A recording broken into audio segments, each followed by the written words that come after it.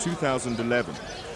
Earth's 7 billionth resident was born into a world of contradiction and change. There could be enough food for all, yet 1 billion are still hungry. Throughout this year, people around the world were seeking freedom from oppression and better opportunities for themselves and their families.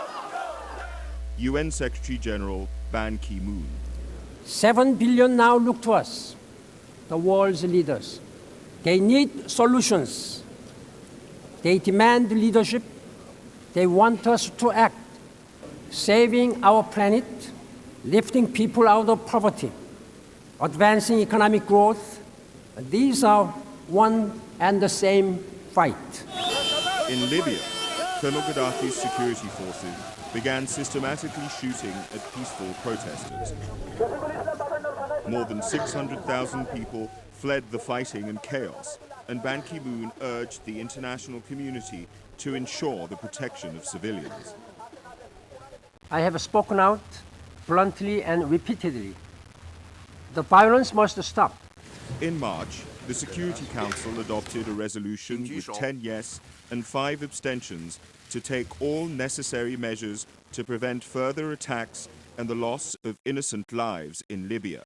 Susan Rice, permanent representative of the United States. The Security Council has authorized the use of force, including enforcement of a no-fly zone, to protect civilians and civilian areas. Soon, NATO began a bombing campaign.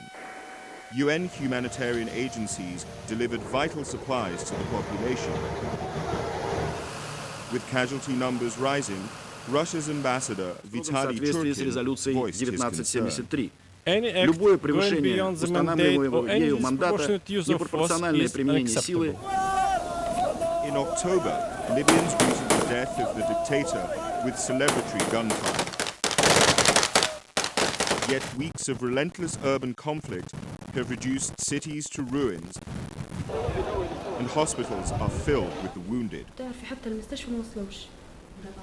Secretary-General Ban Ki-moon and the President of the General Assembly, Nasir Abdulaziz Al-Nasser, made an historic visit to Libya. The road ahead for Libya and its people will be difficult and full of challenges. Now is the time for all Libyans to come together. In Syria, pressure was on for President al-Assad to step down after thousands of people were killed in pro-democracy protests. The General Assembly voted on a resolution condemning Syria for the ongoing violence and called for the government to end all human rights violations. People in the streets of Ramallah cheered the news that their president, Mahmoud Abbas, had presented an application for full UN membership to Ban Ki-moon. After 63 years of ongoing tragedy, enough. The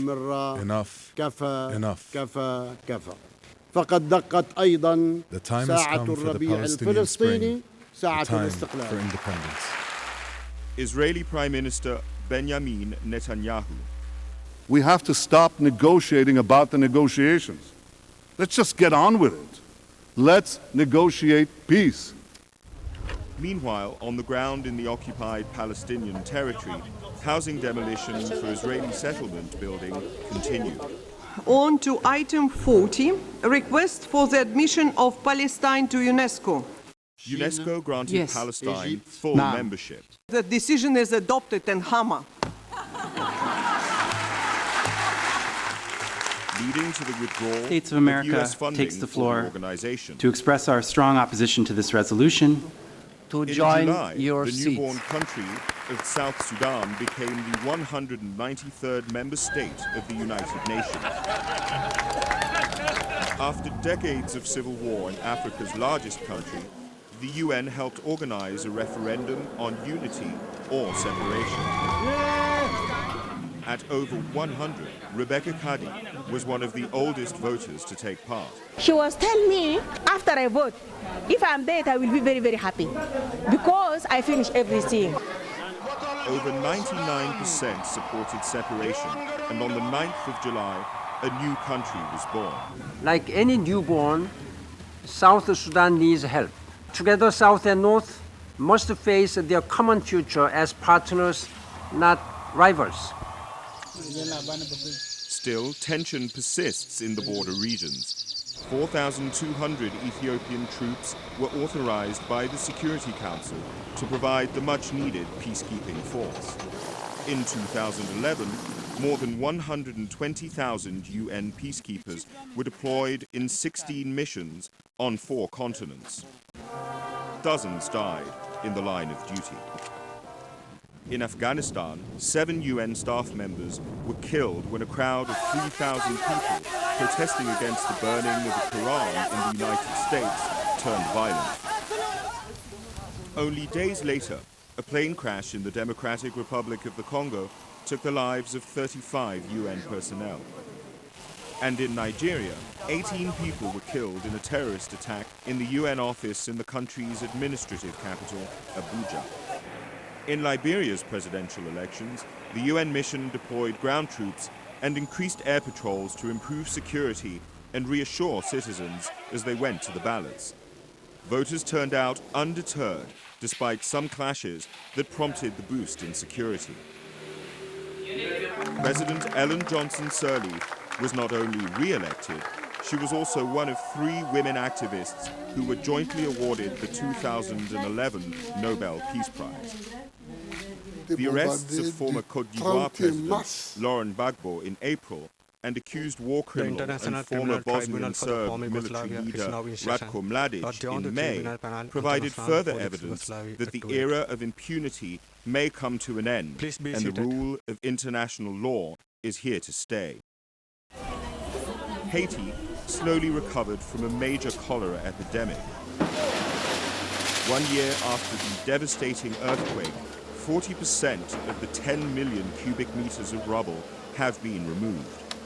The UN Development Programme and other UN agencies created jobs in a pilot project to transform some of the debris into gravel to build new homes and schools. UNICEF brought in supplies.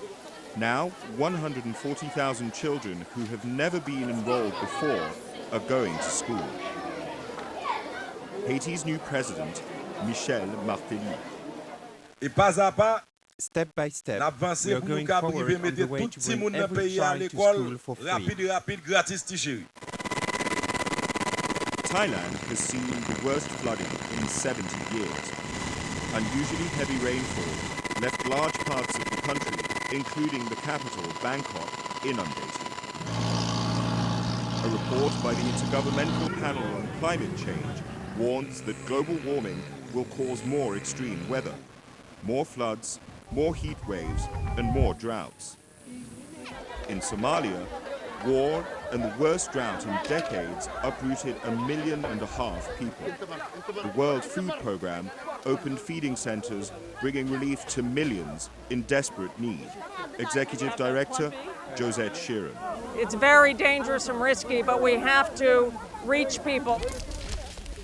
Hundreds of thousands of Somalis walked for weeks to Kenya, but many didn't make it. The Dadaab refugee camp, the world's largest, became the 3rd biggest city in Kenya, with almost 500,000 residents. The UN's refugee agency, UNHCR, airlifted thousands of tents to ease the overcrowding. Famine has spread over Somalia, but the consequences of the drought affected the whole Horn of Africa. These farmers lost half of their livestock and food supplies are running out. We live on palm nuts. There is nothing more to eat. UNICEF is scaling up nutrition and water lifelines, but planning and investment is what's needed to build long-term food security. The planet could easily feed 7 billion people, yet millions continue to starve. High and unpredictable food prices affected poor countries the most during the global economic downturn. UN Emergency Relief Coordinator Valerie Amos visited the Democratic People's Republic of Korea, where 1/3 of all children are chronically malnourished. 25 years after Chernobyl, a tragedy in Japan with multiple consequences. A magnitude 9 earthquake, followed by a tsunami, seriously damaged the Fukushima nuclear reactor. Dedicated workers prevented a total meltdown, but a large area became contaminated as radiation spread. This was measured by the sensitive instruments of the CTBT, the UN's Nuclear Test Ban Treaty Organization. Experts from the International Atomic Energy Agency urged Japan to secure permanent sites to store the radioactive waste. Visiting the victims, Ban Ki-moon pledged to keep nuclear safety high on the international agenda. Nuclear accidents respect no borders. We must treat nuclear safety as seriously as we treat nuclear weapons. Tensions over Iran's nuclear ambitions have increased since the IAEA reported that the country appeared to have worked on the design of a nuclear bomb and may still be doing secret research.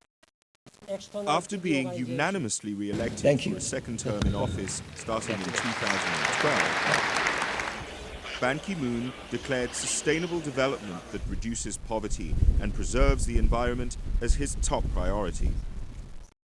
13-year-old environmental activist Felix Finkbeiner told politicians to stop talking and start planting.